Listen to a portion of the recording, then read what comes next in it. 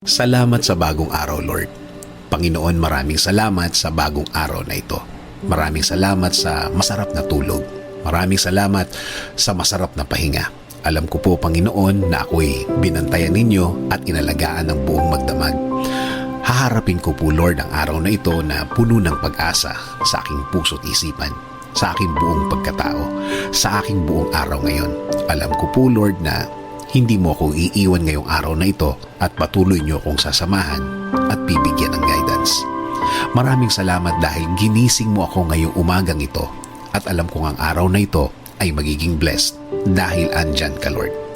Punuin niyo po, Lord, ng kasiyahan o joy ang aking puso. Ipaalala niyo po sa akin kung gaano ako ka-blessed sa araw na ito.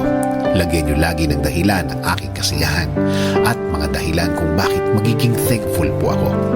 Kapag pumasok na po ang problema sa aking araw ngayon, i-remind niyo po ako ng inyong pagmamahal, ng inyong presensya, ng inyong kabaitan, ng inyong pag-aalaga, na kayo po ay laging andyan para ako'y alalayan. Kapag ako ay nanghihina, ipaalala niyo po sa akin na lagi po kayong andyan para ako'y tulungan, para ako'y alalayan, para ako'y alisin sa isang problemadong sitwasyon. Lord, kapag naalala ko ang aking problema, please remind me that you got me, that everything will be okay and fine. Please remind me also of my purpose.